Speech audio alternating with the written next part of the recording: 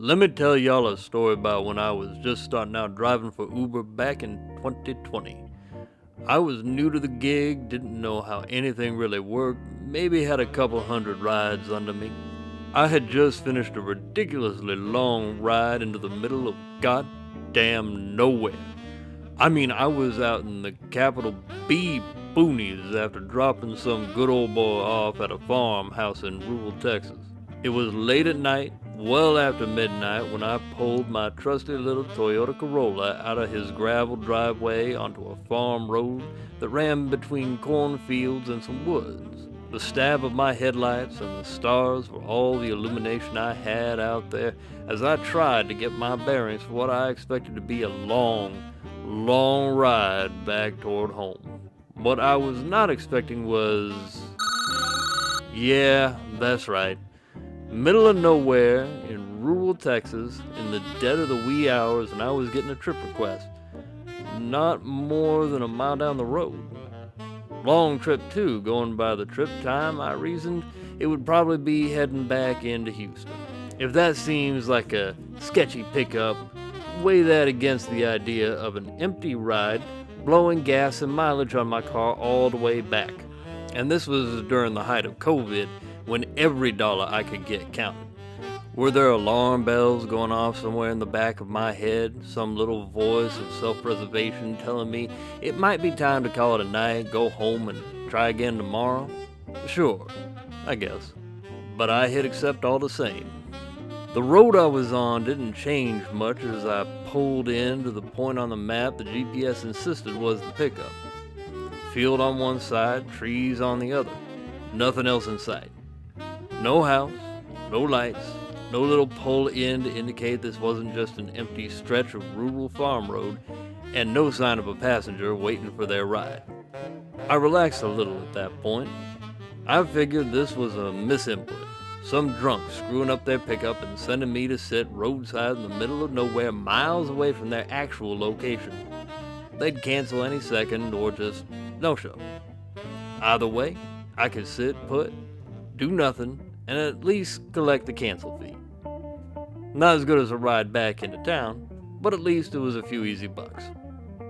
I almost got out to take a smoke break and stretch when the sound of my back door opening sent my stomach into my throat. I turned to see the passenger. The first thing I noticed was the mask. Masks were in vogue, of course, as resistant to the notion as so many Texans were, but not mandated by Uber yet. This guy, though, he was wearing something out of a museum. World War I era gas mask with a long hose hanging down past his belt. This was almost, though not quite, overshadowed by the loudest Hawaiian shirt I have ever seen before or since. Just a riot of all the wrong colors, and I can't begin to do it justice except to say that it shouldn't have existed. His khaki shorts hung just past his knees, below which were his footwear, the final insult of athletic socks and lime green flip-flops.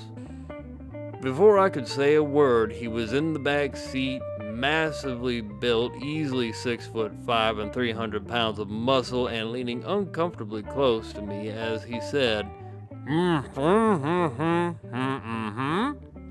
The dark lenses of his mask seemed like pools of ink to me, and fear drove my mind to operate on autopilot. I was too close to bail out. If I moved wrong, this horror of the abyss would consume me body and soul. So I nodded and guessed. Yes, sir, I said. This seemed to satisfy the Eldritch entity in my back seat, and he sat back to enjoy the ride and my torment. Still, my hands performed their function even as my mind babbled inside my skull in rejection of this, my new reality. I swiped on my phone to start the ride, and a small part of me registered that I had guessed right, and the trip would take me straight back into town. If that small part sounded a little smug, the rest of me was too scared to pay it any mind. I proceeded to drive carefully, trying desperately to focus on the road. This was made difficult by the fact that my company was feeling chatty. For an hour, I navigated first through rural farm roads, then the highway, and finally the streets of Houston, all the while forced to engage in a decidedly one-sided conversation which consisted of muffled comments and questions, none of which were comprehensible to me, and my own carefully non-committal monosyllabic replies. Uh-huh. Eh.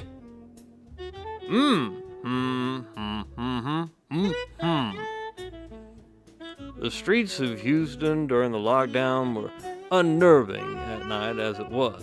The empty sidewalks and roads made it feel almost post-apocalyptic. Doing it with a demon interrogating me in gibberish was so much worse. At last, however, we arrived at what the GPS claimed was the destination, an apartment complex on the east side. I pulled to a stop outside, and it opened the door and stepped out onto the sidewalk, stopping only to say the only phrase I had been able to understand the entire trip. Thank you very much. With that, he closed the door and vanished into the murk and fog. I drove my Corolla home like I was at Le Mans, willing the efficiency sedan's little engine to perform in ways it was never designed to tolerate, putting miles between me and the thing I could already tell would haunt more than one nightmare in the months to come. I woke the next day to find I had been left a $20 tip. If this sounds like an exaggeration, a tall tale, then ask an Uber driver sometime, one who's been at it for a while and works late at night. Ask them about the things they've seen in the dark, and then tip them generously.